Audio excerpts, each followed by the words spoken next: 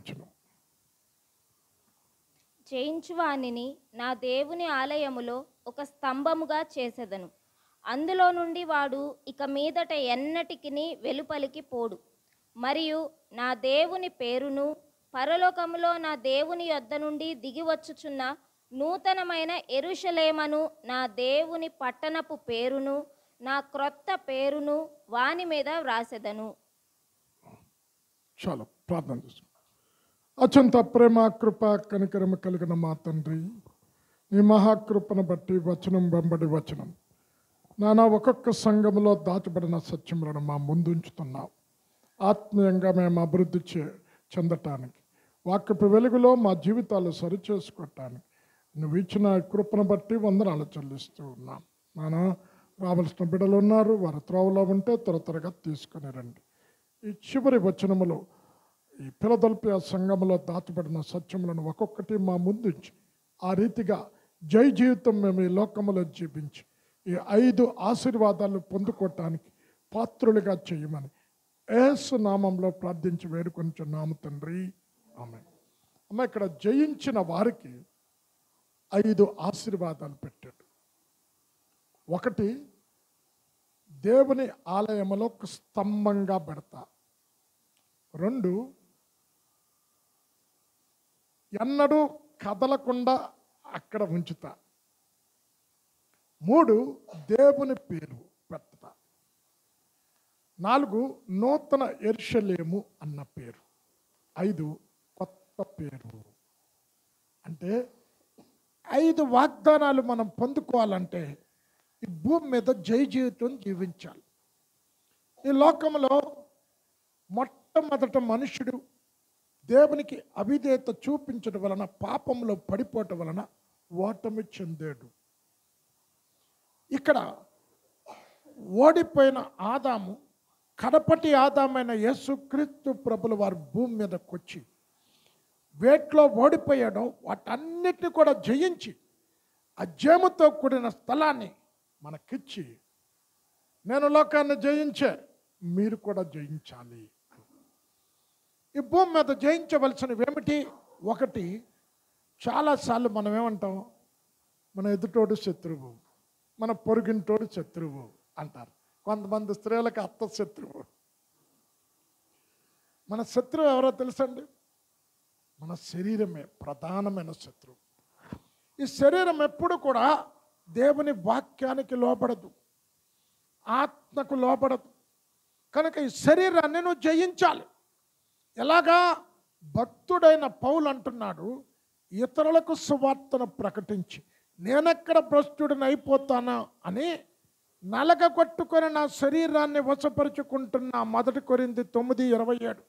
అంటే ఉపవాసాల ద్వారా, ప్రార్థన ద్వారా ఈ శరీరంలో ఉన్న శరీర ఇచ్చలను చంపటానికి, ఈ శరీరాన్ని జయించటానికి అంత గొప్ప భక్తుడు. అన్ని పత్రికలు రాసిన పౌలు కూడా నా శరీరాన్ని జయించటానికి ఏమన్నాడు? లోపర్చుకుంటున్నాను, నలగొట్టుకుని. చదవమ్మ 9:27. గాలిని కొట్టినట్టు నేను పోట్లాడుట లేదు గాని, ఒకవేళ ఇతరులకు ప్రకటించిన తరువాత నేనే భ్రష్టుడనై పోదునేమో అని నా శరీరమును నలుగగొట్టి దానిని లోపరుచుకొనుచున్నాను. శరీరాన్ని నలుగొట్టుకున్నట్టు కొట్టుకోవడం కాదు, ఉపవాసం ఉండటం, ప్రార్థనలో గడపటం, వేకు జాములే దేవుని సన్నిధిలో చేరి నిద్రను చంపుకొని ఈ శరీర ఇచ్చలను చంపుకోవటం శరీరాన్ని జయించటం. అమ్మా, ఇంకా 5 సత్యాలు ఉన్నాయి, కొద్దిగా క్లుప్తంగా చెప్పుకుంటూ పోవాలి. లోకాన్ని జయించాలి. ఆదాము పాపంలో, లోకం అంటే ఏంటి? శరీరాశ, నేత్రాశ, జీవపడంబు. ఇప్పుడు ఆ పండు చూడటానికి ఏది అందంగా కనిపించింది అంటే ఏంటది? నేత్రాశ. అది తిన్నాడు, శరీరాశ. అది తింటే ఎలాగుంటారనుకున్నారు? దేవదూతల వలె ఉంటారు. అంటే ఏంటి? జీవపడం. అంటే ఈ 3 ద్వారా పడిపోయాడు. యేసుక్రీస్తు ప్రభుల వారిని కూడా సాతాను ఓడించాలన్న ఉద్దేశంతో ఈ 3 పట్టుకొని వచ్చింది. అయితే ఈ 3ని కూడా మనకు తెలుసు కదా, 40 దినాలు ఉపవాసం ఉన్న తర్వాత నువ్వు ఆకలి కొన్నావు కదా, రాళ్ళని రొట్టెలుగా తీసుకొని తిను అంటది.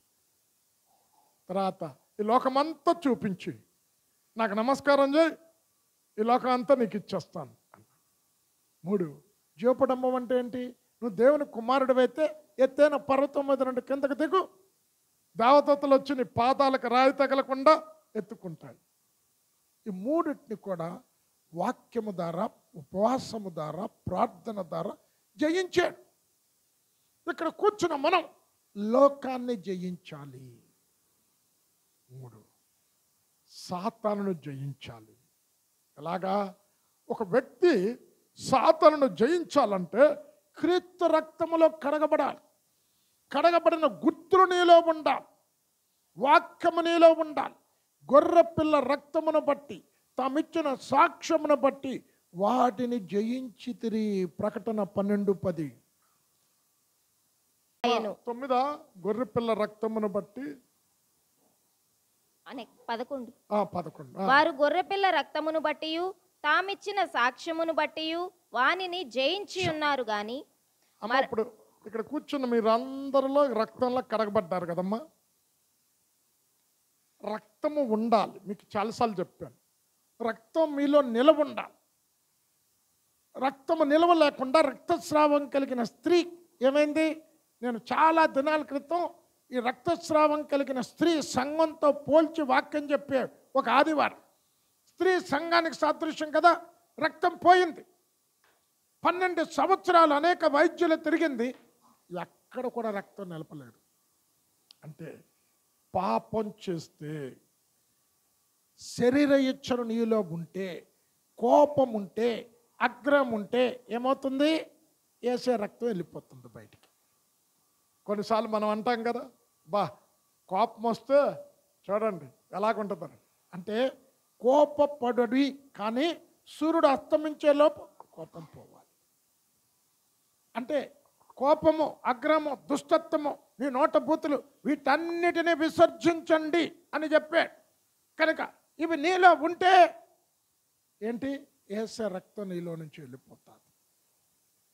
యేసు రక్తం నీలో నిలువ ఉంటే సాతానును జయించే శక్తి ఇస్తాడు.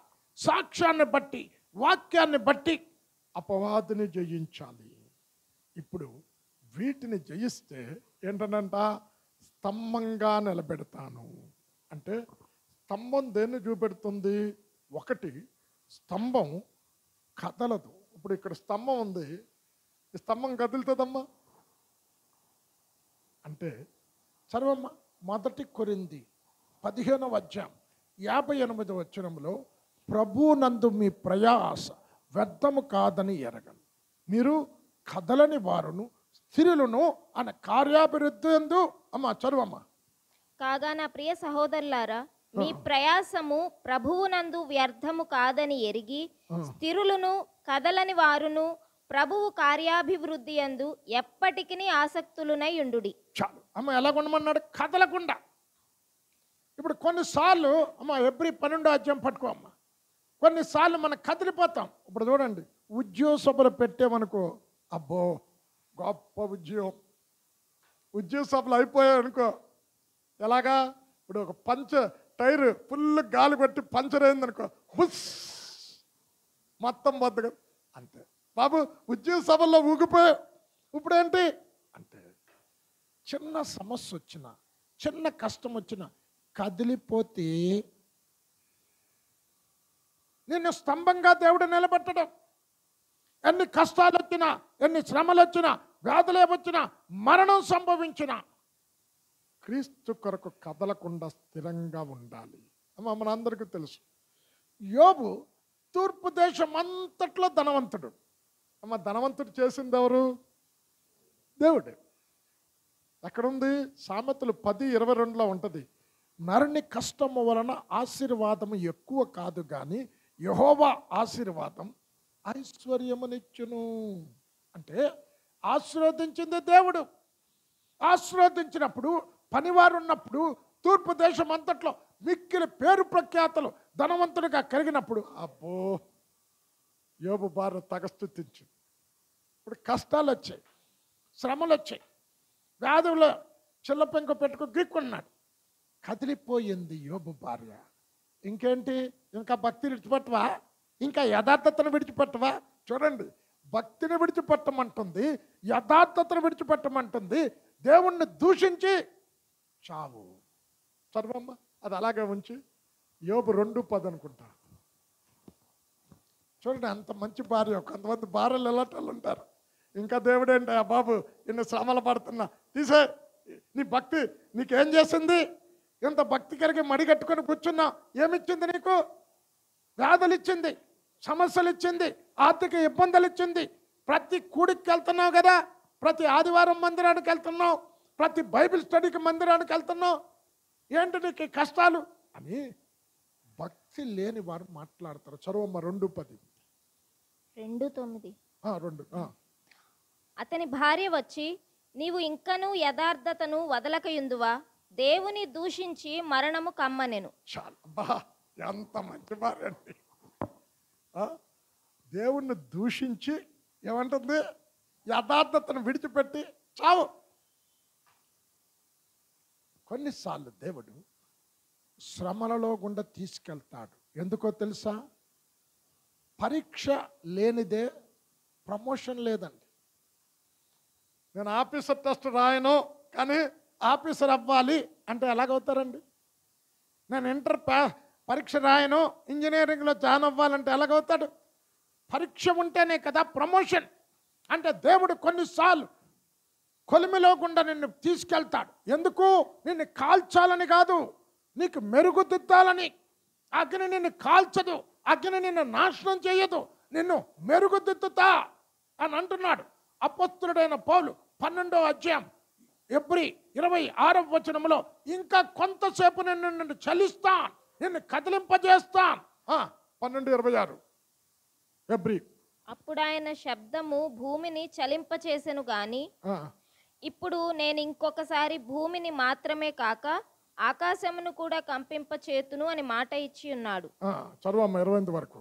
ఇంకొకసారి అను మాట చలింపచేయబడనివి నిలుకడగా ఉండు నిమిత్తము అవి సృష్టింపబడినవన్నట్టు చలింపచేయబడినవి బొత్తిగా తీసివేయబడునని అర్థమిచ్చుచున్నది.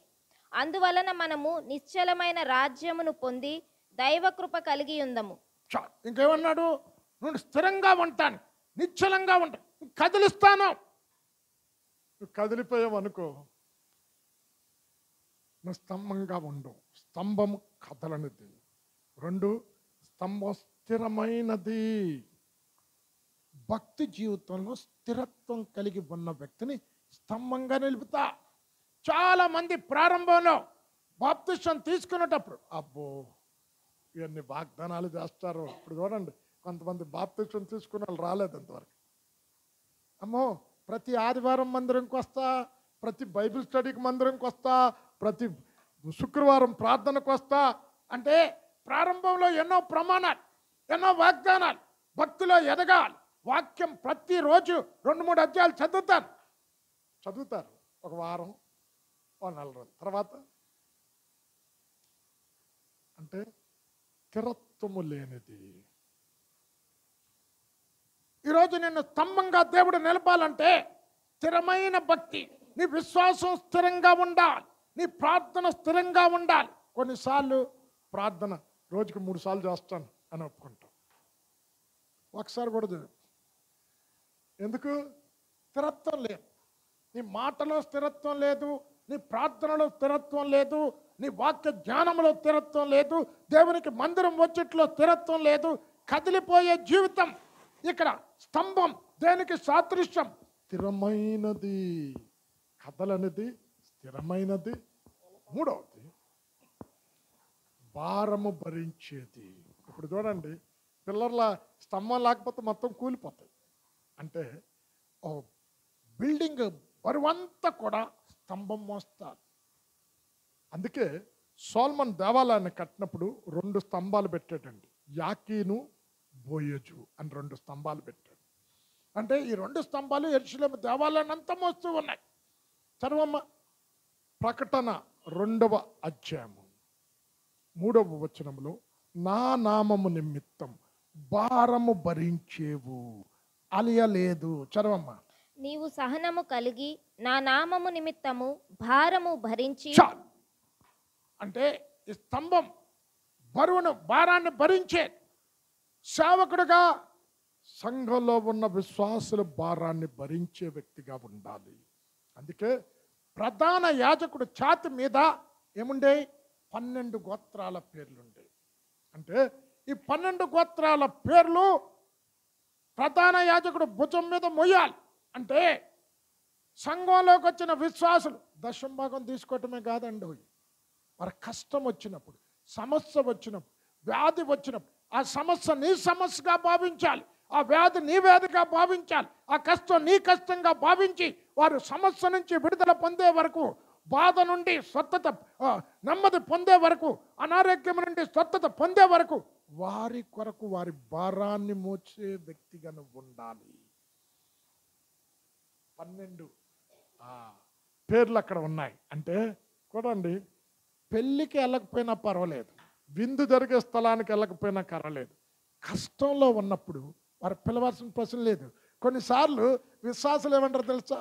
అందరు ఇల్లు దర్శిస్తారు, మా పాస్టర్ మా ఇల్లే దర్శించరు, మేము గుర్తుకు రాలే అంటారు.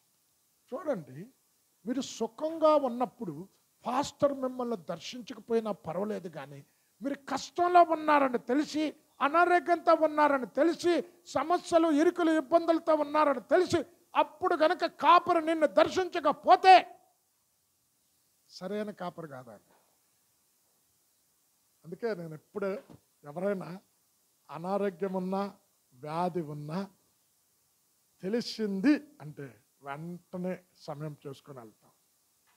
మిగతా సమయంలో పిలిస్తేనే వెళ్తాం, లేకపోతే వెళ్ళం. పిలిచినా మాకు టైం ఉంటేనే. అనారోగ్యంలో ఉన్నప్పుడు ఖచ్చితంగా వెళ్ళాలి. బరువును భరించేది. ఇప్పుడు సేవకుడు భరించడం కాదు, మీరు కూడా భరించాలి. మీరు ఎలాగంటారంటే సంఘానికి వస్తారు, అయిపోగానే కనీసం పక్కన కూడా పలకరించరండి. అలా ఉండకూడదు. సంఘంలో ఉన్న మీరందరూ ఎవరు తెలుసా? ఒకరికి మరొకరు అవయవాలై ఉన్నారు. ఒక అవయవం కష్టం వచ్చినప్పుడు ఇంకొక అవయవం ఎలా సహాయం చేసుకుంటుందో మీరు ఒకరికి ఒకరు అవయవాలై ఉన్నారు కనుక ఒకరి భారం ఒకరు మొయ్యాలి. చదవమ్మ, గలతీ 6వ అధ్యాయం 2వ వచనములో ఒకరి భారము ఒకరు మోసి క్రీస్తు నియమాన్ని పాటించాలి. గలతీ 6:2. ఒకని భారములనొకడు భరించి ఇలాగూ క్రీస్తు నియమమును పూర్తిగా నెరవేర్చుడి. చాలు అమ్మ, ఇదేంటంట? యేసయ్య పెట్టిన నియమం. ఒక విశ్వాస్ ఒక వారం సంఘంకి రాలేదనుకో, విశ్వాస బాధ్యత ఏంటి? అరే ధర్మేంద్ర మిస్సెస్ రాలేదు, వారం రోజుల నుంచి కనబట్టలేదు, ఏమైంది, ఏం ప్రాబ్లం అని ఫోన్ చేసుకుని అడగాలి మీరు. అది సేవకురాలు పనే కాదండి, ప్రతి విశ్వాసి పని. అమ్మ, ఏంటి నీ సమస్య, ఏంటి నీ బాధ, మేము ప్రార్థన చేస్తాం. ఒకని భారం ఒకరు భరించాలి. ఇది బరువును మోసేది, భారం భరించేది. ఇక్కడ అంటున్నాడు, నువ్వు భక్తి జీవితంలో స్థిరత్వం కలిగి ఉంటే, కదలకుండా కష్టాలు వచ్చినా శ్రమలు వచ్చినా సంతోషంగా ఉన్నప్పుడు ఎలాగ దేవుణ్ణి స్తుతిస్తున్నామో, సమృద్ధిగా ఉన్నప్పుడు ఎలాగ దేవుణ్ణి స్తుతిస్తున్నామో, లేమిలో కూడా కష్టాలలో కూడా అనారోగ్యంలో కూడా అదే రీతిగా కదలకుండా దేవుణ్ణి స్తుతిస్తూ ఉంటే స్తంభంగా దేవుడు నిలబడతాడు. ఒకటి ఆశీర్వాదం. ఇంకా స్తంభానికి ఉండే ఇంకో లక్షణం ఏంటంటే, అమ్మ, 1 తిమోతి 3వ అధ్యాయం 15వ వచనము లాస్ట్ లైన్లో సత్యమునకు స్తంభమై ఉన్నారు. చదవమ్మ, లాస్ట్ లైన్. ఆ సంఘము సత్యమునకు స్తంభమును ఆధారమునై ఉన్నది. చాలు అమ్మా, ఇప్పుడు నీ ఆధారం ఏంటి? సత్యం అంటే ఏంటి? వాక్యం ఆధారమై ఉండాలి. అంచె దినాలలో రకరకాల తప్పుడు బోధలు వస్తాయి. అమ్మ, FC 4వ అధ్యాయం పట్టుకోమ్మా. ఇక్కడ అంటున్నాడు, మీరు ఇక మీదట పసిపిల్లలమై ఉండి మనుష్యుల మాయోపాయముల చేతను తప్పు మార్గములలాగు కుయుక్తితోనూ గాలికి కొట్టిపోవునట్లు కల్పింపబడిన ప్రతి ఉపదేశమును గాలికి కొట్టుకొని పోవున్నట్లు అలల చేత ఎగరగట్టబడినట్లు వారమైనట్లుండక. ఇప్పుడు చిన్నపిల్ల ఉందనుకోండి, బాబు ఈ చాక్లెట్ ఇస్తాను రా అంటే ఏమవుతుందండి? గొప్ప వచ్చేస్తుంది. అంటే ప్రతి చదువమ్మ 4:14. అందువలన మనమిక మీదట పసిపిల్లలమై ఉండి మనుష్యుల మాయోపాయముల చేత వంచనతోనూ తప్పు మార్గమునకు లాగు కుయుక్తితోనూ. ఒక్క నిమిషం, ఇక్కడ ఏమన్నాడు? తప్పు మార్గానికి నిన్ను లాగి తీసుకెళ్తారట. ఏంటి బాబు? మందిరానికి వస్తే ఇక్కడ దశంభాగం వేస్తే, ఇక్కడ విత్తితే నూరంతల ఫలం ఇస్తాడు దేవుడు. నువ్వు కారు కొనుక్కుంటావు, నువ్వు బంగ్లా కొనుక్కుంటావు. ఏంటిది? తప్పు మార్గములు లాగు కుయుక్తి. గాలి కల్పింపబడు గాలికి కొట్టుకొని పోవునట్లు కల్పింపబడిన ప్రతి ఉపదేశమునకు ఇటు అటు కొట్టుకొని పోవచ్చు. చాలు అమ్మ, మీకేంటి? స్వస్థత కూడికలో రాకడ వర్తమానాలు చెప్తున్నాం. అరే రారు. స్వస్థత ఇంపార్టెంటే. ఒక వ్యక్తికి ఆత్మీయ స్వస్థత లేకుండా శారీరక స్వస్థత నీకు కలిగి ఉంటే, ఈ శారీరక స్వస్థత నిన్ను పరలోకానికి తీసుకొని వెళ్ళదు. మొట్టమొదట ఒక మనిషికి కావలసింది ఆత్మీయ స్వస్థత. ఇది రెండోది. యేసుక్రీస్తు ప్రభుల వారు ఎప్పుడు స్వస్థపరిచిన ఏమన్నాడు చెప్పండి? ఏమనేవాడు చెప్పండి? నీ పాపములు క్షమించబడి ఉన్నవి. పాపాలు క్షమించకపోతే స్వస్థత వచ్చిన నరకమే. ఆత్మీయ స్వస్థత ఇంపార్టెంట్. ఇక్కడ అంటున్నాడు, ఎండ్ డేస్లో ఇది ఆత్మీయ స్వస్థత పక్కన పెడతారు. కల్పింపబడి ప్రతి ఉపదేశం అటు ఇటు కొట్టుకున్నట్టు గాలికి. అలల చేత ఎగురుగొట్టబడిన వారమైనట్లుండక. అది అలలు వచ్చినప్పుడు పైకి ఎగురుతుంది, కిందకు దిగుతుంది. అంటే చూడండి, ఇంత మంచి వాక్యం దొరుకుతుంటే, అంటే నిత్యత్వానికి నడిపించే బోధలు, సత్యమునకు ఆధారమైన సంఘం ఇది. వాక్యాన్ని ఆధారం చేసుకున్న సంఘం. సత్యమనగా వాక్యం. వాక్యానుసారంగా నువ్వు జీవిస్తూ, వాక్యానుసారంగా నువ్వు కట్టబడితే, వాక్యానికి వ్యతిరేకమైన కార్యం ఏమీ చేయకుండా వాక్యాన్ని అనుసరించి నువ్వు జీవిస్తే నువ్వు ఎవరివి? స్తంభంగా దేవుడు నిలబడతాడు. మొదటిది. రెండోది చదువమ్మా. వారు మూలవాక్యం తీయమ్మా. కదలకుండా ఉంటారని. అరే అన్నటికి ఒక స్తంభముగా చేసేదను, అందులో నుండి వాడు ఇక మీదట ఎన్నటికి వెలుపలికి పోడు. ఇందులో నుంచి వెలుపలికి పోరు. ఇప్పుడు కొంతమంది పోయారు కదా. సత్యాన్ని ఆధారం చేసుకుంటే మీరు ఎన్ని సంఘాలు నేను ఆకర్షించినా, ఇప్పుడు అన్నాడు కదా, పసిపిల్లల మాయోపాయముల చేత, పసిపిల్లల వలె. పసిపిల్లలు చాక్లెట్ ఇస్తే పరిగెడతారు. అంటే సత్యాన్ని నువ్వు ఆధారం చేసుకుంటే అంట కదలకుండా మందిరంలోనే స్థిరంగా ఉంటావు. ఆ బోధలో కట్టబడతావు. భక్తుడైన దావీదేమంటున్నాడు తెలుసా? చిరకాలము యెహోవా మందిరములో నేను ఆనంది. అంటే అండి, ఆదివారం వచ్చాం మందిరానికి, మంగళవారం కూడా రావాలా? లేక ఒక ఆదివారం ఇక్కడికి వస్తాను, ఇంకొక ఆదివారం ఇంకో దగ్గరికి వెళ్దాం. అక్కడ పెద్ద సంఘం బోధ ఉంటే వెళ్ళండి, తప్పులేదు. రక్షించబడిన సంఘాన్ని విడిచిపెట్టకూడదు. ఉద్యోగ సభలు ఏమైనా వచ్చాయనుకో, మీ సంఘం ఆ రోజు ఏమీ లేకపోతే వెళ్ళండి, తప్పులేదు. వాక్యం వినండి, ఎప్పుడు మంచి బోధ. ఇక్కడ అంటున్నాడు, చిరకాలము యెహోవా మందిరములో నివాసం ఉంటా. అంటే వారు కదిలించలేరు అక్కడ నుంచి. నిలకడగా మందిరములో ఉంటారు. ఎన్ని కష్టాలు వచ్చినా అవతల వ్యక్తులు ఎంతగా కల్పించబడే ఉపదేశానికి లాగాలని చూస్తున్నా స్థిరంగా మందిరంలో ఉంటారు. అమ్మ, భక్తుడైన దావీదు అంటున్నాడు, కీర్తన 27:4 చరణములో, జీవితాంతం యెహోవా మందిరములో స్థిరంగా ఉండాలి. 27:4 చదవమ్మా. నా జీవితకాలం అంతయు నేను యెహోవా మందిరములో నివసింపగోరుచున్నాను. చాలు అమ్మా. గెచ్చమనే ప్రార్థనా మందిరాన్ని మేము విడిచిపెట్టాం. మేము ఇక్కడ రక్షించబడ్డాం, ఇక్కడ బోధ ద్వారా నిలబడ్డాం, ఈ బోధ మమ్మల్ని ఆత్మీయంగా బలపరిచింది అని జీవితాంతం అంటే ఏంటి? మరణము వరకు కదలకుండా ఉండటము. వాగ్దానం చూడండి, స్తంభంగా నిలబెడితే జయిస్తే, జయించిన వారికి ఏంటి? మందిరాన్ని పెట్టరు. ఈ మందిరం ఏదో ఆదివారం ఒక్కరోజే కాదండి. ఆదివారం ఒక్కరోజు కట్టుకున్నామా మందిరం?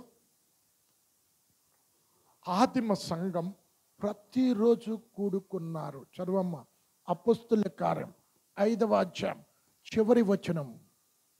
ఇంటింట మానక బోధించుచు ప్రతిరోజు ప్రతిదినము దేవాలయములోను ఇంటింటను మానక బోధించుచు యేసే క్రీస్తుని ప్రకటించుచుండిరి. ప్రతిరోజు అంటే ఎవ్వరు కూడా నేను ఇక్కడి నుండి కదలించలే. నువ్వు జయ జీవితం జీవిస్తే కదలకుండా మరణము వరకు జీవితాంతం ఆ మందిరానికి అంటు కట్టబడి ఉంటావు. భక్తుడైన దావీదు అంటున్నాడు, చిరకాలం జీవితకాలం యెహోవా మందిరంలో నివాసం ఉంటాను. ఇప్పుడు యేసుక్రీస్తు ప్రభుల వారు విశ్రాంతి దినానికి ఎక్కడికి వెళ్ళేవాడు చెప్పండి? తన వాడుక చొప్పున సమాజ మందిరానికి. అంటే ఎక్కడైతే ఆయన ప్రతి విశ్రాంతి దినాన్ని పాటించాడో ఆ విశ్రాంతి దిన తన వాడుక చొప్పున అక్కడికి వెళ్ళేవాడట. అంటే ఎక్కడ ఉన్నా మందిరములో స్థిరంగా ఉంటావు. 2వ ఆశీర్వాదం.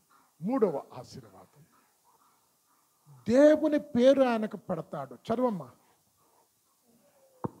మరియు నా దేవుని పేరును. దేవుని పేరు అంటే ఏంటి?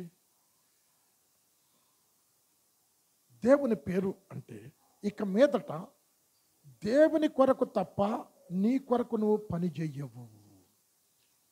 నీ దేవుని పేరు నీకు పెడుతున్నాడంటే నువ్వు మాట్లాడే ప్రతి మాట కూడా దేవునికి ఇష్టమైన మాట మాట్లాడతావు. చదవండి, అది అండర్లైన్ చేసుకోండి. యోహాను సువార్త 3వ అధ్యాయం 34వ వచనములో దేవుని మాట తప్ప ఇంకొక మాట మాట్లాడరు. దేవుని పేరు నీకుంది. యోహాను సువార్త 3:34. ఆయన సాక్ష్యము అంగీకరించిన వాడు దేవుడు సత్యవంతుడను మాటకు ముద్ర వేసి ఉన్నాడు. ఏలైనగా దేవుడు తాను పంపిన వానికి కొలత లేకుండా ఆత్మను అనుగ్రహించును గనుక ఆయన దేవుని మాటలే పలుకును. చాలు అమ్మా. ఎవరి మాటలు? దేవుని పేరు నీ మీద ఉంటే ఎవరి మాటలు మాట్లాడతావు? నా పేరు నాకుంటే నా మాటలు వస్తాయి.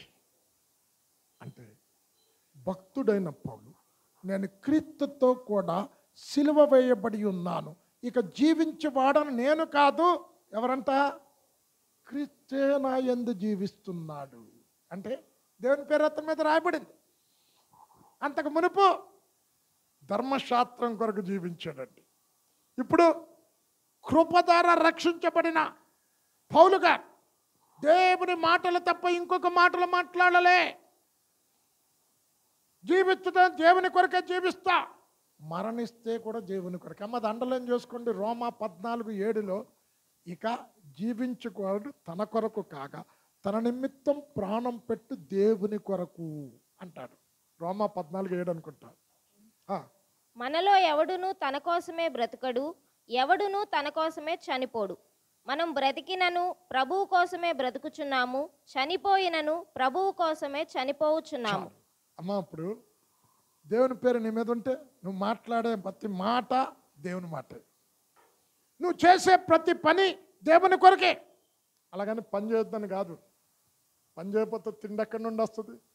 అంటే నువ్వు పని చేస్తున్న స్థలంలో ముసలమ్మ ముచ్చట్లు మాట్లాడవు, సరస్వతులు మాట్లాడవు. ఏం మాట్లాడతావు? అమ్మా, నువ్వు ఎక్కడి నుండి వచ్చావు? మా హృదయంలో ఇంత సంతోషం, ఇంత ఆనందం, ఇంత సమాధానం మా దేవుని ద్వారా మాకు కలిగినది. ఆయన సమాధానమునిచ్చే దేవుడు, ఆ దేవుడు నీ హృదయంలోకి వస్తే నీ హృదయంలో లేని సమాధానాన్ని ఇస్తాడు, నెమ్మదినిస్తాడు. దేవుని మాట మాట్లాడతావు, దేవుని కొరకు పని చేస్తావు, దైవ చిత్తాన్ని నెరవేరుస్తావు. కారణం దేవుని పేరు నీకు పెట్టబడినది. ఇది మూడవది. నాలుగవది, నూతన యెరూషలేము అన్న పేరు. చదవమ్మా. పరలోకములో నా దేవుని యొద్ద నుండి దిగివచ్చుచున్న నూతనమైన యెరూషలేమను నా దేవుని పట్టణపు పేరును. చాలు అమ్మా, పట్టణం పేరు పెడుతున్నాడు. పట్టణం పేరేంటి అంటే ఏంటి? పౌరసత్వం. అంటే పరలోక పౌరుడైన. ఫిలిప్పి 3:20లో మన పౌరసత్వం ఇక్కడ లేదు, పరలోకములో ఉన్నది. అంటే నూతన యెరూషలేము అన్న పట్టణపు పేరు నీ మీద రాస్తా. అంటే ఈ వ్యక్తి ఈ దేశానికి సంబంధించిన వ్యక్తి ఈ వ్యక్తి పరలోక పౌరుడు, పరలోక పౌరసత్వం సంపాదించుకున్నవా. ఈ పరలోక పౌరసత్వం సంపాదించుకోవటానికి మనందరికీ తెలుసు ఏంటి? ఒకడు కొత్తగా జన్మిస్తే ఏమన్నాడు? కొత్తగా దేవుని రాజ్యాన్ని చూస్తాడు. 3:3లో ఉంటుంది, యోహాను 3. మీకు ఇంతకు ముందు చెప్పాను, టక్కని చెప్పాలి. చూడటం వేరు, ప్రవేశించటం వేరు. ఒక కొత్త ఇల్లు కొనుక్కోవాలనుకో, ముందెళ్ళి ఏం చేస్తాం? చూస్తాం. చూడకుండా అవడానికి అంటాడు చెప్పండి. అంటే మారు మనసు పొందినప్పుడు చూస్తున్నాం. అందులో ప్రవేశించాలంటే 5వ వచనంలో ఉంటుంది, ఒకడు నీటి ద్వారా ఆత్మ ద్వారా జన్మిస్తేనే దేవుని రాజ్యంలో ప్రవేశిస్తా. ఇప్పుడు ఒక వ్యక్తికి నూతన యెరూషలేము అంటే నిత్యత్వంలో శ్రేష్టమైన స్థానం నూతన యెరూషలేము. ఈ నూతన యెరూషలేములో నువ్వు ఉండాలి అంటే నీకుండే లక్షణాలు ఏంటో తెలుసమ్మా? చదవమ్మ. ప్రకటన 22:4వ వచనం. ఆయన దాసులు ఆయనను సేవించుచు ఆయన ముఖ దర్శనము చేయుచుందురు, ఆయన నామము వారి నొసలయందుండును. అమ్మా ఏంటి ఏమన్నాడు? దాసులుగా ఉండాలి. అంటే నీ ద్వారా ఎన్ని అద్భుతాలు చేసినా దేవునికి సంపూర్ణంగా లోబడే మనస్తత్వం, సంపూర్ణ విధేయత చూపించే మనస్తత్వం. 1 సమూయేలు 3వ అధ్యాయం పట్టుకోమ్మా. ఇక్కడ దేవుడు స్వరాన్ని వినిపిస్తూ సమూయేలుతో సమూయేలు సమూయేలు అని పిలుస్తున్నాడు. వెంటనే సమూయేలు ఏం చేశాడు? ఏలి పిలిచాడేమో అని ఏలి దగ్గరికి వెళ్ళి, యాజకుడా పిలిచారా నన్ను అంటే, లేదు పిలవలేదు, వెళ్ళి పడుకో. మరలా రెండోసారి సమూయేలు సమూయేలు అని అంటే మరలా యాజకుడి దగ్గరికి వెళ్ళాడు, ఏలి దగ్గరికి. మరలా రెండోసారి కూడా నేను పిలవలేదు, వెళ్ళి పడుకో అని. మూడోసారి మరలా పిలిస్తే మరలా వచ్చాడు. ఇక్కడ ఏలి అనుకున్నాడు దేవుడు పిలిచుంటాడు అని. ఈసారి స్వరం వినిపిస్తే నీ దాసుడు ఆలకిస్తున్నాడు, సెలవియ్యు అని. అంటే దేవుని దగ్గరికి వచ్చినప్పుడు దాసుడుగా నువ్వు వస్తే ఆయన నీతో మాట్లాడటానికి ఇష్టపడతాడు. ఎవరు నూతన యెరూషలేములో ఉంటారు అంటే, ఇప్పుడు సేవకులు ఎలాగున్నారు? బైబిల్ పట్టుకోవటానికి ఒకడు చుట్టూ నడిపించటానికి బౌన్సర్లు, కారు ఎక్కితే కారు డోర్ తీసేవాడు ఒకడు, మళ్ళీ ఆయనకి మీటింగ్లకి రివైవల్ మీటింగ్కి రేట్లు మాట్లాడటానికి ఒక సెక్రటరీ. మరి ఈయనకి దాసుడలే, ఈయనే అనేకులు దాసుల కింద పెట్టాడు. ఈయన నూతన యెరూషలేములో ఎలాగుంటాడు? చదవమ్మ. 1 సమూయేలు 3:9. నీవు పోయి పండుకొమ్ము, ఎవరైనా నిన్ను పిలిచిన ఎడల యెహోవా నీ దాసుడు ఆలకించుచున్నాడు, ఆజ్ఞ నిమ్మని చెప్పుమని సమూయేలుతో అనగా సమూయేలు పోయి తన స్థలమందు పండుకొనెను. తరువాత యెహోవా ప్రత్యక్షమై నిలిచి ఆ రీతిగా సమూయేలు సమూయేలు అని పిలువగా సమూయేలు నీ దాసుడు ఆలకించుచున్నాడు. ఏమన్నాడమ్మా అంటే, నీవు ఎంత పెద్ద బోధకుడివైనా, ఇంటర్నేషనల్ స్పీకర్ అయినా దేవుని దగ్గర దాసుడిగా రావాలి. దాసునికి స్వేచ్ఛలే. యజమానుడు చెప్పినట్టు వినవలసిందే దాసుడు. కనుక దాసుడుగా, అందుకే ఇప్పుడు 123 కీర్తనలు అంటాడు,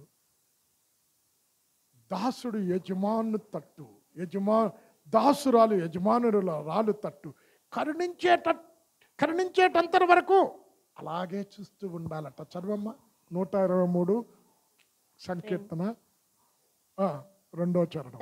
దాసుల కన్నులు తమ యజమానుని చేతి తట్టును, దాసీ కన్నులు తన యజమానురాలి చేతి తట్టును చూచునట్లు మన దేవుడైన యెహోవా మనలను కరుణించు వరకు మన కన్నులు ఆయన తట్టు చూచుచున్నవి. చాలు. నువ్వు ఎలా చూడాలి? ప్రభువా, ఎప్పుడు నువ్వు నన్ను కరుణిస్తావు, ఎప్పుడు నువ్వు నా పట్ల కృప చూపిస్తావు, ఎప్పుడు నువ్వు నన్ను ఆశీర్వదిస్తావు, నువ్వు నీ కరుణ కొరకు అలాగ చూస్తూ ఉండాలి. అమ్మా, నాకు ప్రత్యక్ష గుడారం చెప్పాలని చాలా ఆశ. ఆ రోజుల్లో ఎన్ని సంవత్సరాలు కనిపెట్టానో తెలుసండి? 5 years. 5 years తర్వాత దేవుడు 5 years దేవుణ్ణి అడిగే, అప్పుడు దేవుడు రివీల్ చేశాడు. మీరు చూడండి, మీరు యూట్యూబ్లోకి వెళ్ళి ఎక్కడికి వెళ్ళినా, అమ్మా చాలామంది చూస్తారు కదా, ప్రత్యక్ష గుడారం ఎన్ని వర్తమానాలు ఎన్ని ఉంటారు చెప్పండి? ఎన్ని ఉంటారు? ఎన్ని? 2, 3. ఎందుకంటే సేవకులు చెప్తారు నాకు, ఓరు బాబు 110 గంటల వర్తమానం ఉందండి, క్యాసెట్లు ఉన్నాయి, 110 గంటలు, 2.5 సంవత్సరాలు, 3 అధ్యాయాలు, మేకుల గురించి, గరిటెల గురించి, కుండల గురించి, ప్రతి దానికి, తాళ్ళ గురించి, అన్నిటికీ అర్థాలు చెప్పే, కొలతల గురించి అని అన్నారు. బాబు 110 గంటల వర్తమానం అండి, ఎక్కడ దొరకదండి, అది మాకు ఇస్తే మేమేనా? అరే బాబు కొన్ని యూట్యూబ్లో ఎక్కించండి అంటే ఎంతవరకు నేను ఎదురు చూశాను? ప్రభువా కరుణించు, అందులో సత్యాలు బయలుపరచు. ఇక్కడ అంటున్నాడు, దేవుడు నీకు అప్పగించిన పని అది సంపూర్తి చేసిన కూడా ఏమనుకుంటున్నాడో తెలుసా? నిష్ప్రయోజకుడైన దాసుణ్ణి చేయగలిగిందే చేయగలిగిన వాడు నీవే. అమ్మా చదవమ్మ, లూకా 10:17. ఈ వచనం నేను చనిపోయిన తర్వాత నా సమాధి మీద ఇది రాయించుకుంటా. నేను ముందుగానే ఏర్పాటు చేసుకున్నా. ఇది చూడండి ఎంత పని. నేను ఎన్ని దేశాలు తిరిగినా, ఎన్ని ప్రసంగాలు చేసినా, నిష్ప్రయోజకుడైన దాసుని నేను. నన్ను ప్రయోజకుడిగా చేసింది ఆయనే, నా నోటిలో మాటలు పెట్టింది ఆయనే, వాక్కునిచ్చింది ఆయనే. చదవమ్మ 10, లూకా 10:17. ఓ కపెర్నహూమా, ఆకాశం 17:10 లూకా 17:10. అటువలే మీరును మీకు ఆజ్ఞాపింపబడినవన్నీ చేసిన తరువాత మేము నిష్ప్రయోజకులమైన దాసులము, మేము చేయవలసినవే చేసి ఉన్నామని చెప్పుడనెను. చాలు అమ్మా, ఏమన్నాడు? నిష్ప్రయోజకుడమైన దాసులము. ఒక వ్యక్తిని వాడుకుంటుంది ఎవరమ్మా? దేవుడు. వాక్య ప్రత్యక్షత ఇచ్చింది ఎవరు? దేవుడు. చాలాసార్లు అడుగుతూ ఉంటారు నన్ను, అరే మీ బైబిల్లో, నా బైబిల్లో ఎక్కడ ఒక అండర్లైన్ ఉండదండి. అండర్లైన్ ఉండదు. మేము పేపర్ పెట్టుకుంటాం, పేపర్ తప్పని అంటలేదండి, మరి తప్పుగా అర్థం చేసుకోవద్దు, తప్పని అంటలే. అరే ఇన్ని రిఫరెన్స్లు మీకు ఎలాగొస్తాయి, ఎలా చెప్తారు? మరి చెప్పిన ప్రసంగాలు చెప్పకుండా ఎన్నో చెప్పుకుంటూ పోతున్నారు కదా. ఎక్కడి నుండి వచ్చింది? ఆయన. అలాగని మావిడ ఏమైనా ఏమండి వెళ్ళి బయటికి వెళ్ళి తీసిరండి అంటే వచ్చినప్పుడు 100% మర్చిపోయి వచ్చేస్తాం. 100%. ఇంటికి వచ్చిందా తడుతూ, నీకు చెప్పింది ఏంటి, నీకు గుర్తుండదులే. మరి అంత మతిమరుపు, మరి ఇంత మతిమరుపుని. అందుకనే నేను చనిపోయిన తర్వాత నా సమాధి మీద మాత్రం ఈ వచనం ఉంటుంది. నిష్ప్రయోజకుడైన దాసుని నేను, చేసింది నీవే ప్రభువా, నా చేత చేయించింది నీవే. దాసుడు. అమ్మ, నూతన యెరూషలేములో ఒక వ్యక్తి ఉండాలంటే ఏంటి? దాసుడుగా ఉండాలి. చదవమ్మ 21:10. దిగి వచ్చే స్వభావం ఉండాలి. పరలోకము నుండి నూతన యెరూషలేము పట్టణం దిగి వచ్చుట నేను చూచి తిని. ప్రకటన 21:10. ఆత్మవశుడనయ్యున్న నన్ను ఎత్తైన గొప్ప పర్వతం మీదకి కొనిపోయి యెరూషలేము అను పరిశుద్ధ పట్టణము దేవుని మహిమగలదై పరలోకమందున్న దేవుని యొద్ద నుండి దిగివచ్చుట నాకు చూపెను. చాలు అమ్మా, ఈ నూతన యెరూషలేము పట్టణం వస్తుంది, దిగే లక్షణం ఉంది. ఈరోజు ప్రతి మనిషి అవతలోని కిందకి దించేనా నేను మీదకి ఎక్కాలి. వారు నూతన యెరూషలేములో ఉండరు. నూతన యెరూషలేము ఆ పట్టణపు పేరు పెట్టబడదు.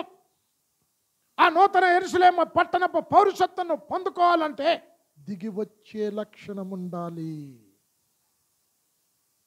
దేవుడు నిన్నెంత ఆశీర్వదించినా, ఎన్ని ఆస్తులు ఐశ్వర్యాలు ఇచ్చినా దిగి వచ్చే స్వభావము, ఆ స్వభావం ఎవరికి ఉంటుందో మన యేసుక్రీస్తు ప్రభుల వారు నిత్యము కూడా దేవదూతలతో కొనియాడబడుతున్న ఆ దేవుడు, ఆ దేవుని మహిమను చూడలేక కళ్ళు కప్పుకున్నారు దేవదూతలు. అలాంటి దేవుడు దిగి వచ్చాడు పరలోకం నుండి కిందకి. ఎలాగొచ్చాడు? దాసుని రూపం ధరించుకొని వచ్చాడు. ఎక్కడ పుట్టాడు? పశువుల పాకలో పుట్టాడు. ఏం చేశాడు? శిష్యుల పాదాలు కడిగి పాదాలను తువ్వాలతో తుడిచాడండి. అని ఎవరు? నిన్ను నన్ను సృష్టించిన సృష్టికర్త దిగి వచ్చాడు. ఆయన అంతగా దిగే ఈరోజు ఆ నూతన యెరూషలేము మహిమ కలిగిన పట్టణం, అది శ్రేష్టమైన పట్టణం పరలోకములో. అక్కడికి నీ వెళ్ళాలంటే దాసునిగా నువ్వు ఉండాలి. దిగి వచ్చే స్వభావం నీకుండాలి. ఇది 4వది. 5వది కొత్త పేరు. అమ్మా, ఇదే చాలా లోతుగా ఎక్కువసేపు అవుతుంది. క్లుప్తంగా చెప్పి ఈ రోజుతో క్లోజ్ చేద్దాం అనుకుంటున్నా. లేకపోతే 2 వారాలు తీసుకోవాలి కొత్త పేరు గురించి. కొత్త పేరు ఎవరికి ఇస్తాడో తెలుసండి? కొత్త ధాన్యం. లేవి కాండం 26వ అధ్యాయం 10వ వచనం. కొత్త ధాన్యం అంటే ఇదే ప్రసంగం రేపు చెప్పి ఎల్లుండి చెప్పి ఏమంటారు? పాడిందా పాట పాసిపల్ల దాసరి. అంటే కొత్త ప్రకటనలు, కొత్త వాక్య జ్ఞానం, లోతైన సత్యాలు. ఇక్కడ అంటున్నాడు నూతన ప్రకటనలు, నూతన మర్మాలు నీకు బోధిస్తా. అమ్మ, అది అండర్లైన్ చేసుకోండి. యెషయా 48:6. యెషయా 48:6. కొత్త సత్యాలు పరిశుద్ధ గ్రంథంలో దాచబడినవి నెమరు వేసుకుంటే, వాటిని పొందుకోవాలన్న ఆశ ఉంటే, ఇప్పుడు చూడండి మన ఆశ చూడండి. కొత్తగా ఒక రెసిపీ వచ్చిందనుకో, చికెన్లో కొత్త వెరైటీ వచ్చిందనుకో, ఏమంటావు? అమ్మా, ఇదేదో కొత్తగా ఉందో దీని రాలు. ఇది కాదండి, కొత్త వాక్యం, కొత్త ప్రకటన, కొత్త మర్మాలు. చదవమ్మ 48:6 యెషయా. తెలియని మరుగైన క్రొత్త సంగతులు నేనిక మీదట నీకు తెలియజేయుచున్నాను. రీసెంట్గా గొల్యాతు గురించి మాట్లాడు ఒక దగ్గర. అంటే గొల్యాత్ అంటే అందరూ ఏమనుకుంటారు? అరే చిన్నపిల్లాడు చెప్తున్నాడు. చిన్నపిల్లాడు చిన్నప్పుడు కదా కథ. వాక్యం ఎత్తుకు ఓరే బాబు ఇదేంటండి ఇలా ఈ లెవెల్లో తీసుకొచ్చారు. కొత్త ప్రకటన. ఇక్కడ అంటున్నాడు, నాకు మొరపెట్టుము, నీకుత్తరం ఇచ్చేదను, నీ గ్రహించలేని గొప్ప సంగతులు, మరుగైన సంగతులు బయలుపరుస్తాను. మర్మాల బడిది. ఈ మర్మాల బడిలో నువ్వు నేర్చుకోవాలంటే దాసునిగా దేవుని దగ్గరకు వచ్చి, నీ దాసుడు ఆలకిస్తున్నా సెలవయ్యో, పరిశుద్ధ గ్రంథంలో దాచబడిన మరుగైన సంగతులను బయలుపరచు, నీ నామం పైకెత్తుతా, నీ నామం గణపరుస్తా అంటే, అమ్మ ఎవరికి బయలుపరుస్తాడంట? 25 కీర్తన 7వ చరణం చదవమ్మ. కొత్త పేరు. నా బాల్య పాపములను 25:7. 9 జరివేతలు. న్యాయ విధులను బట్టి ఆ. ఆయన దీనులను నడిపించును, తన మార్గమును దీనులకు నేర్పును. అమ్మా ఎవరికి నేర్పిస్తాడు? తగ్గించి దిగి వచ్చిన వారికి. ఇక్కడ అంటున్నాడు కొత్త సంగతులు, కొత్త ధాన్యం అంటే లోతైన ప్రకటనలు. అరే ఈ వాక్యం విన్నదే, విన్న వాక్యంలో నుంచి ఈ కొత్త సత్యాలు ఫస్ట్ టైం విన్నామే, కొత్త ప్రకటన దేవుడిస్తాడు. 2 అమ్మ కొత్త పేరు ఉండాలంటే ఈ లక్షణాలు ఉంటే కొత్త పేరు నీ మీద రాయబడుతుంది. 9 మత్తయి 17లో కొత్త ద్రాక్షారసం కొత్త తిత్తిలో వేయాలి. పాత తిత్తిలో వేస్తే ఏమన్నాడు? పిగిలిపోతుంది. తిత్తి అంటే ఏంటి? నీ హృదయం. నీ హృదయం అనే తిత్తిలో కొత్త ద్రాక్షారసం చదవమ్మ 9:17. మరియు పాత తిత్తులలో క్రొత్త ద్రాక్షారసము పోయరు. పోసిన ఎడల తిత్తులు పిగిలి ద్రాక్షారసము కారిపోవును, తిత్తులు పాడగును. అయితే క్రొత్త ద్రాక్షారసము క్రొత్త తిత్తులలో పోయెదురు. ఇప్పుడు యాకోబు పేరు మార్చి ఇశ్రాయేలు అని పెట్టాడు. అమ్మ ఉట్టిన పెట్టాడా? ఉట్టిన పెట్టాడా? తన స్వభావం మార్చుకున్నాడు. తన మోసకారి జీవితం నుంచి బయటకు వచ్చే అంటే ఇక్కడ కూర్చున్న మీరు తిత్తులో కొత్త ద్రాక్షారసం, నీ హృదయం అనే తిత్తులో కొత్త ద్రాక్షారసం పోస్తూ ఉన్నా. ఏంటా ద్రాక్షారసం అంటే మనం లాట్సప్పర్ తాగేదా? నీ ప్రేమ ద్రాక్షారసము కన్నా మధురమైనది. చదవమన్నవి చదవండి. పరమగీతం 1:4లో ఉంటుంది. అంటే ప్రేమతో నింపుతాడు. ఆ ప్రేమ అగాపే ప్రేమ. ఆ ప్రేమ అంతము వరకు సహించే ప్రేమ. ఆ ప్రేమ ఉప్పొంగని ప్రేమ. ఆ ప్రేమ దీర్ఘకాలం సహించే ప్రేమ. కొత్త ద్రాక్షారసం నీ తిత్తులో వేస్తా అంటే ప్రేమ ద్వారా శత్రువుని కూడా నీ వైపు తిప్పుకుంటావు. ఇంకేంటి? ద్రాక్షారసం వృద్ధిని చూపెడుతూ ఉన్నది. అన్నిటిలో వృద్ధి. జకరియా 9:17. వారు ఎంతో క్షేమముగా ఉన్నారు, ఎంతో సొగసుగా ఉన్నారు. ధాన్యము చేత యవ్వనులను, క్రొత్త ద్రాక్షారసము చేత యవ్వన స్త్రీలను వృద్ధి నొందుదురు. అమ్మా ఈ కొత్త ద్రాక్షారసం ఏంటి? వృద్ధి. ప్రేమ నీలో ఉంటే ఏమంటున్నాడు? అన్నిటినీ జయిస్తా. విశ్వాసం, నిరీక్షణ వీటన్నిటికంటే ఇప్పుడు చెప్పండి, ప్రార్థన గొప్ప, ప్రేమ గొప్ప? అమ్మ ఏది గొప్ప? ప్రేమ లేకపోతే ఎంత ప్రార్థన చేస్తున్నా వ్యర్థమే, వెళ్దాది అన్నాడు కదా దేవుడు. వీళ్ళకి చేతులు చాచినప్పుడు కన్నులు మూసుకుంటా, బహుగా ప్రార్థన చేసిన చెవులు మూసుకుంటా. నీ ప్రార్థన దేవుని దగ్గరికి వెళ్ళా. ప్రేమ ఉండాలి. ప్రార్థన కంటే అన్నిటికంటే విలువైనది ప్రేమ. నీ తిత్తిలో కొత్త ద్రాక్షారసాన్ని వేస్తా, వృద్ధి పొందుతావు. యవ్వన స్త్రీలు వృద్ధి పొందుతారు సొగసుగా. అంటే నీ ప్రేమను బట్టి అంతా దేవుని దగ్గరికి ఆకర్షిస్తాడు. నన్ను ఆకర్షించుము, నేను నీ యొద్దకు పరిగెత్తుకొని వచ్చేదను. అమ్మా చెప్పటానికి సమయం లేదు. ఇది ఏంటమ్మా? ఈ కొత్త ద్రాక్షారసం ప్రేమతో నిన్ను నింపుతాడు, నిన్ను వృద్ధి చేస్తాడు. నీ ప్రార్థనా జీవితాన్ని, నీ వాక్య పఠనాన్ని, నీ ఆత్మీయ జీవితాన్ని ఈ ద్రాక్షారసం వృద్ధి చేస్తాడు. నూతన హృదయం 36:26 యేసుకేల్. ఎందుకు నూతన హృదయం కావాలి? నీ పూర్ణ హృదయముతో, నీ పూర్ణాత్మతో, నీ పూర్ణ మనస్సుతో నీ దేవుడైన యెహోవాను సేవిస్తాం. నిన్ను వలె నీ పొరుగు వారిని. అంటే పాత హృదయం అంటే ఇంతకు మునుపు మంచి పాట పాడింది అనిత, చాలా చక్కటి మీనింగ్ పాట. అమ్మ ఏమన్నాడు? ఇవన్నీ పోవాలి, పాతవన్నీ పోవాలి. నూతన హృదయం, పూర్ణ హృదయంతో, పూర్ణాత్మతో నీ దేవుణ్ణి సేవిస్తావు. నిన్ను వలె నీ పొరుగు వారిని ప్రేమిస్తావు. ఈ ప్రేమించాలంటే ఏం కావాలమ్మా? పాత హృదయం ఏంటి? అరే నువ్వు ప్రేమిస్తే ప్రేమిస్తాను, లేకపోతే పో.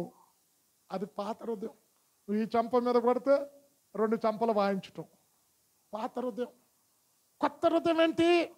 క్షమించే హృదయం, క్షమాపణలో వృద్ధి పొందే హృదయం, ఆత్మీయతలో ఎదిగే హృదయం. ఈ ద్రాక్షారసం పోయబడతా. ఈ నూతన హృదయం నీలోనికి వస్తే నీ స్వభావాలన్నీ కూడా మార్చబడతాయి.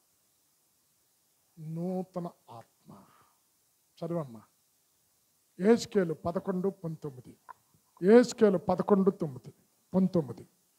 వారు నా కట్టడలను నా విధులను అనుసరించి గైకొనున్నట్లు నేను వారి శరీరములో నుండి రాతి గుండెను తీసివేసి వారికి మాంసపు గుండెను ఇచ్చి వారికి ఏక మనస్సు కలుగజేసి వారి యందు నూతన ఆత్మ పుట్టింతును. చాలు అమ్మ, నూతన ఆత్మ అంటే ఈ నూతన ఆత్మ ఏం చేస్తుంది? దేవునికి ఏదంటే ఇష్టం? రోమా 12:1 ఉంటుంది కదా, మీ శరీరమును సజీవ యాగముగా ఆయనకి సమర్పించుకోనండి. యాగం అంటే బలి. అంటే బలి అంటే చంపేయటం. అంటే శారీరక కార్యాలన్నింటిలో చంపుకుంటావు. నీ శరీరాన్ని ఒక యాగంగా చేస్తావంటే నూతన ఆత్మ రావాలి. ఈ నూతన ఆత్మ ఏంటి? దీనత్వం కలిగిన ఆత్మ. ఈ నూతన ఆత్మ విరిగి నలిగిన హృదయం కలిగిన ఆత్మ. ఈ నూతన ఆత్మ ఏం చేస్తుంది? నీ శరీరంలో ప్రతి అవయవాన్ని సజీవ యాగంగా, నీతికి సాధనాలుగా దేవునికి సమర్పించేది ఈ నూతన ఆత్మ. ఇప్పుడు నూతన సృష్టిగా మారుస్తాడు. అమ్మ, 2 సృష్టిలు ఉన్నాయి. ప్రాచీన సృష్టి అంతా కూడా తీర్పులోనికి వస్తుంది. ఎందుకు నూతన సృష్టి అన్నది? ప్రకృతి సంబంధి అయిన మనుష్యుడు ఏమన్నాడు? దేవుని విషయాలను అర్థం చేసుకోడు. అది ఆత్మ ద్వారా తప్ప అర్థం కాదు. ప్రకృతి సంబంధమైన శరీరం ఉన్నది, ఆత్మ సంబంధమైన శరీరం ఉన్నది. కనుక ఇక్కడ ఎవడైనా క్రీస్తు యేసునందున్న ఎడల నూతన సృష్టి. ఇంతకుముందు అదే పాట కదమ్మా పాడు, పాతవి గతించిపోవాలి అంటే పాత కోపం, పాత కక్షలు, పాత అసూయలు ఇవన్నీ పోవాలి.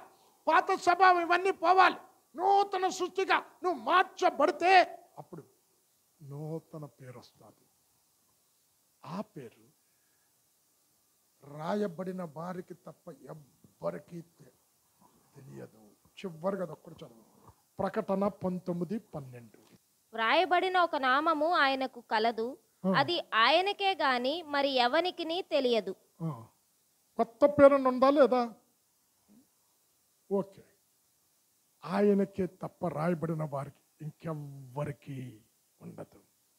అంటే ఈ కొత్త పేరు నీ మీద రాయబడాలి అంటే ఏంటి? కొత్త ధాన్యం. ఎప్పుడు పాతవే అంటే కొత్త ప్రకటనలు వినటానికి ఆసక్తి కలిగి ఉండాలి. లోతైన మర్మాలు తెలుసుకోవాలని ఆసక్తి కలిగిన ఉండే, ఆశ కలిగిన ప్రాణాన్ని తృప్తిపరుస్తాడు కదా. 2 చెప్పాను కదా. ఏంటి? కొత్త ద్రాక్షారసం అంటే పాత ప్రేమ కాదు, దేవుని ప్రేమతో నింపబడతావు, వృద్ధి నందుతావు. ప్రేమ లేకపోతే ఈ పేరు ఉండదు.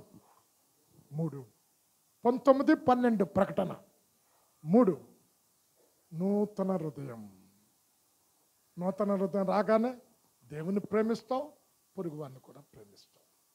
నూతన ఆత్మ. నీ శరీరాన్ని ఒక యాగంగా సమర్పిస్తావు. ఆత్మ విషయమే దీనత్వం కలిగి ఉంటావు. ఇంకా విరిగి నలిగిన హృదయం ఉంటుంది. ఆత్మ సంబంధ కార్యాల పట్ల ఆసక్తి కలిగి ఉంటుంది. ఇంకా నూతన సృష్టిగా మార్చబడతావు. అప్పుడు కొత్త పేరు రాయబడిన వారికి తప్ప ఎవ్వరికి రాయబడదు, తెలియదు. ఆ పేరు రాయబడిన వారికి తప్ప. ముగిస్తూ ఉన్నా, జయించిన వారిని 5 రకాల దీవెనలు స్తంభంగా నిలబెడతాడు. కదలకుండా స్థిరం కలిగి సత్యానికి ఆధారమైనటువంటి వ్యక్తిగా నువ్వు నిలబడతావు. 2 ఎవ్వరు కూడా అందులో నుంచి నిన్ను బయటికి తీసుకెళ్ళలేరు. అంటే మందిరంలో నుంచి నిన్ను ఏ ప్రలోభాలు కూడా బయటికి లాగలేవు. 3 దేవుని పేరు. అంటే నువ్వు మాట్లాడే ప్రతి మాట దేవునిదై ఉంటావు, నువ్వు చేసే ప్రతి పని కూడా దేవునిదై ఉంటావు. 4 నూతన యెరూషలేము పట్టణపు పేరు. అంటే ఆ పట్టణం పట్టణ పౌరుషత్వం కలిగిన వాడు నువ్వు. ఆ పట్టణ పౌరుషత్వం సంపాదించుకోవటానికి ఏం చేయాలి అన్నారు. చివరిగా కొత్త పేరు ఆయనది. అది రాయబడిన వారికి తప్ప ఎవ్వరికి ఉండదు. నీ స్వభావంలో కొత్త స్వభావం వస్తే కొత్త పేరు దేవుడు నీకు రాస్తాడు. జయించిన వారికి శ్రేష్టమైన దీవెనలు ఉన్నాయి. ఫిలదెల్ఫియా సంఘంలో ఎక్కడ కూడా మచ్చ, డాగు, కలంకము లేని సంఘం ఇది. ఈ రోజుతో ఫిలదెల్ఫియా సంఘం కంప్లీట్. వచ్చే వారం నుంచి లవదొకియా సంఘం గురించి మాట్లాడుకుందాం, ప్రార్థన చేసుకుందాం.